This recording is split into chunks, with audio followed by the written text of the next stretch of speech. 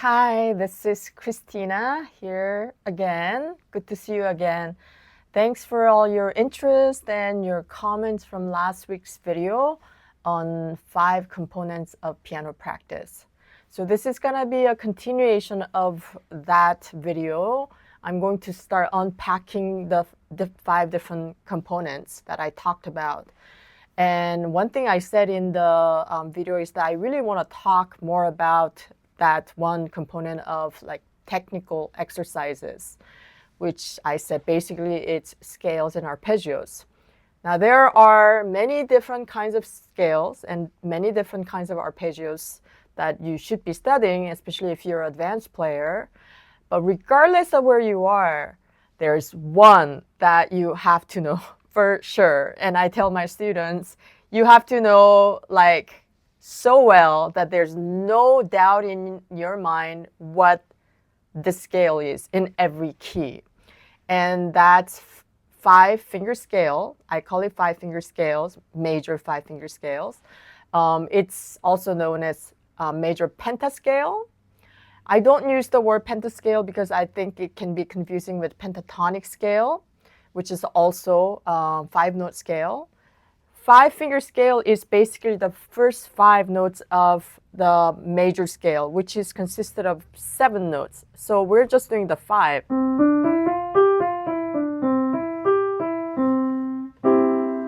Okay, and we're doing the major version of it. And this is what I try to have my students do when they first begin with me. Yes, they're gonna play pieces.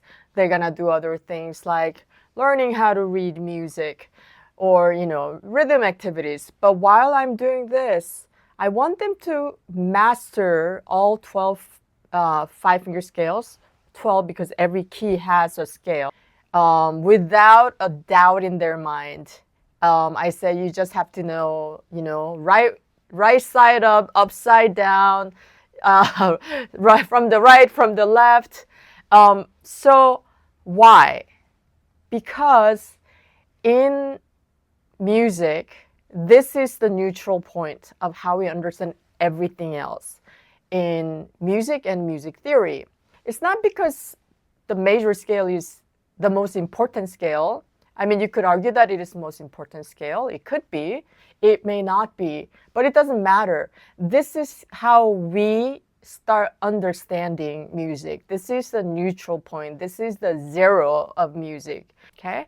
So if you know this, great. I'm going to talk about it a little bit later in this video, how you can just make sure you really know it. And also, I recommend that you still work on it, even if you're more advanced. I do it. I sit down, and if I haven't touched I teach a lot, so I don't practice very much anymore. But when I do sit down and I'm about to play the piano, I just re-engage myself with the piano. And I love doing the contrary motion exercises, like starting with same finger numbers.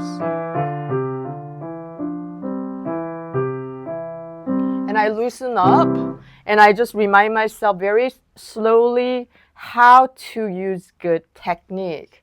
Remind my body, this is how good technique is supposed to be before going on to like a difficult repertoire. Another reason the 5-finger scales are so important is because regardless of what genre you play, basically we're always going in and out of the 5-finger position. It's absolutely true when you do minimalistic, like pianistic music. Let's see, like in my course, I compose all the pieces in the course, and one of them goes like.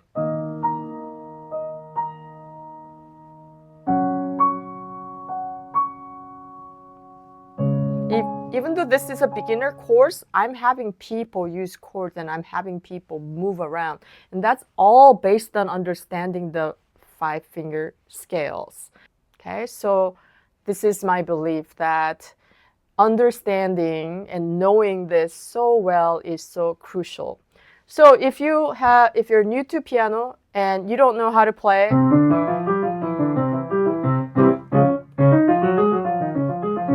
every key fluently, not only one way. If I say play in E, play in B flat, you just need to be able to play like that without a doubt in your mind, without a doubt in your mind. And if I say, what is the color of E flat, 5-finger scale, you have to be able to say black, white, white, black, black. When you do that, the world of music opens up to you because now you have established the basis, the zero where you can build from.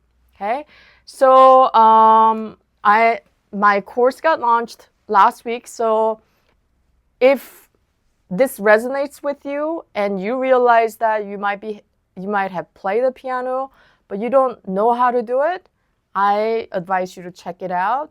I have a whole module going through these scales. Now, I'm going to also give this as a freebie, which is just a chart of it. And you can look at it and you can learn. The information is there. But information is not going to transform your learning. Information is beginning of that. And you can use the information to teach yourself. Great. But if you want to work on that with a teacher, please check out my course, because I go through it like I would go through it with my student in the piano course. Like, I don't just say, oh, I want you to work on this. I go through the right hand with you in legato and staccato. I go through the left hand with you, and I go through the hands together. And those videos are quite short, like 2 minutes or 3 minutes, so you can repeat it over and over again until you have mastered it. Okay, so this is going to be a freebie to celebrate my launch of my piano course, Simple and Beautiful Piano for Adult Beginners. Now, if you feel like you know it and this is like no doubt in your mind, you know all 12 5-finger scales, I recommend that you challenge yourself. So I'm also gonna add this as a freebie, and this is the major 5-finger scales hands together variations. And this is what I go through with my students. After you do your legato, you learn it, and then I always have my students go through staccatos, and then you can do combination, one hand staccato, one hand legato. So this becomes coordination challenge. And then you reverse.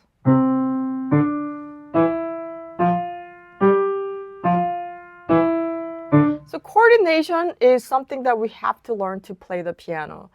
And when you're reading music and you're trying to learn coordination consistently, it can be, it's a lot to handle.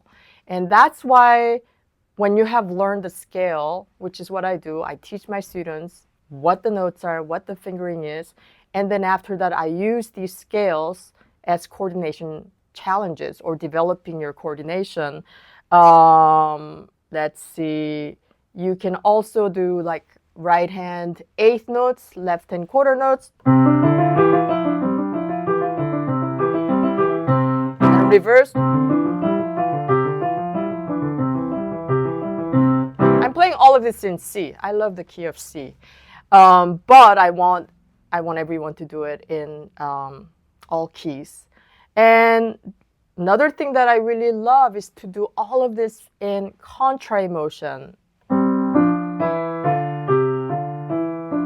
You see how piano is parallel, but our hands are mirror image, right? So the technique for the right hand and technique for the left hand when you're going same direction is different kind of technique.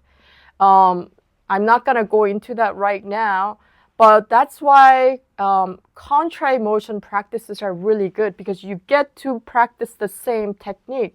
And if your right hand is stronger, your right hand can teach your left hand, help your left hand, vice versa. If your left hand is stronger, you can do that. And there's something really just good about, it's like a wonderful brain exercise to be doing the same motion.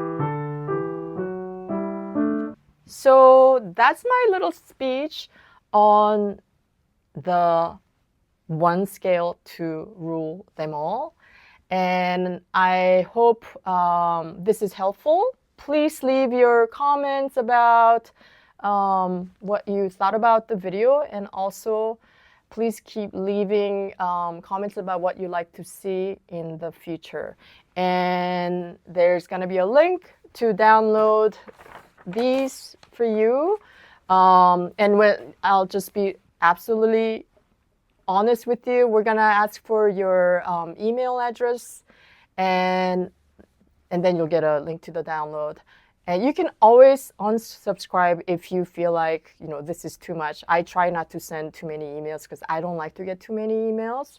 I'm a teacher, so relationships are really important. And I will treat my email subscribers with the respect that I would want for myself. So I hope to see you soon again. Bye.